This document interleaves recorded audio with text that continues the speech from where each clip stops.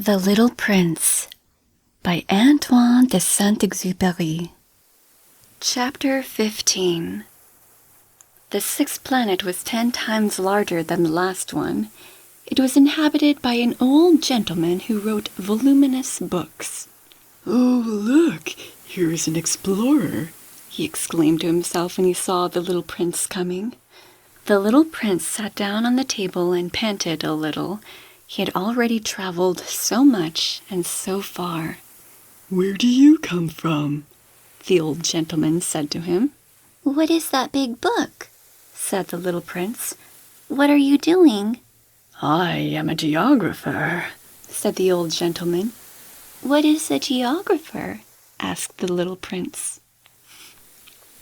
"A geographer is a scholar who knows the location of all the seas, rivers, towns, mountains, and deserts." "That is very interesting," said the little prince. "Here at last is a man who has a real profession."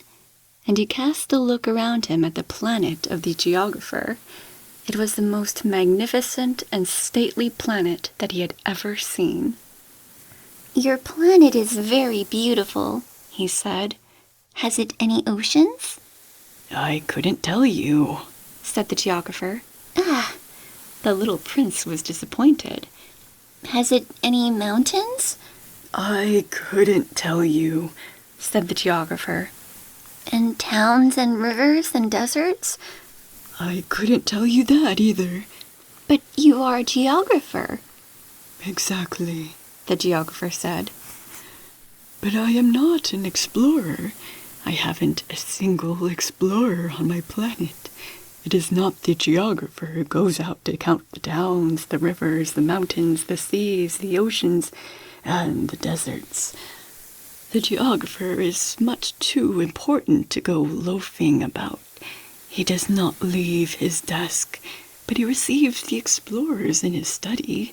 He asks them questions, and he notes down what they recall of their travels. And if the recollections of any one among them seem interesting to him, the geographer orders an inquiry into that explorer's moral character." "Why is that?" "Because an explorer who told lies would bring disaster on the books of the geographer. So would an explorer who drank too much." "Why is that?" asked the little prince. "Because intoxicated men see double. Then the geographer would note down 2 mountains in a place where there was only one." "I know someone," said the little prince, "who would make a bad explorer." "That is possible. Then, when the moral character of the explorer is shown to be good, an inquiry is ordered into his discovery." "One goes to see it?" "No, that would be too complicated, but one requires the explorer to furnish proofs.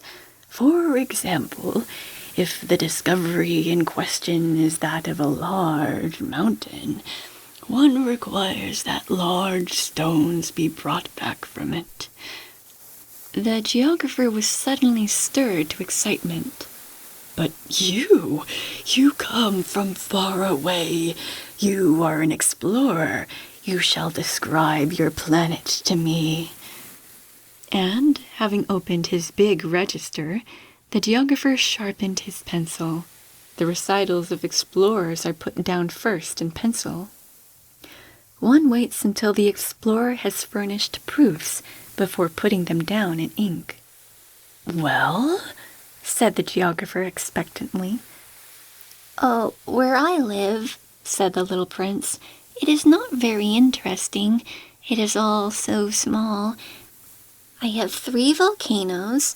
2 volcanoes are active, and the other is extinct, but one never knows."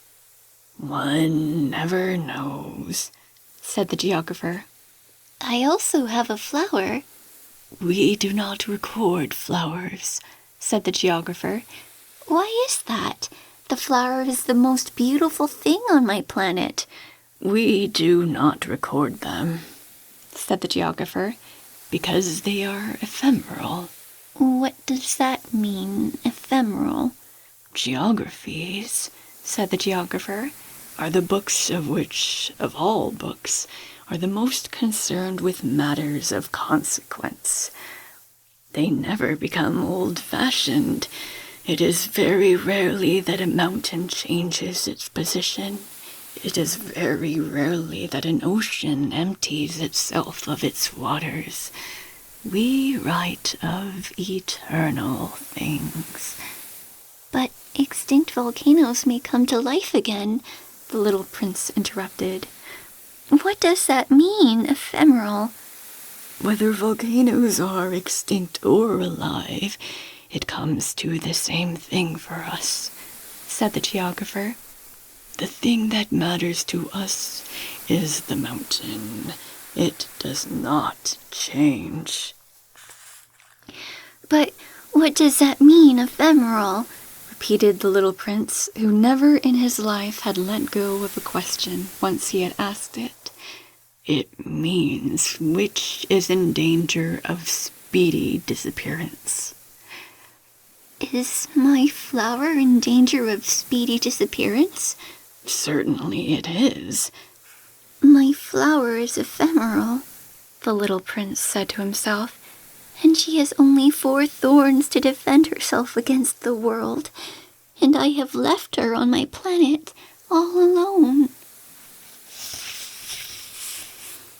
That was his first moment of regret, but he took courage once more. What place would you advise me to visit now? He asked. The planet Earth, replied the geographer. It has a good reputation. And the little prince went away, thinking of his flower.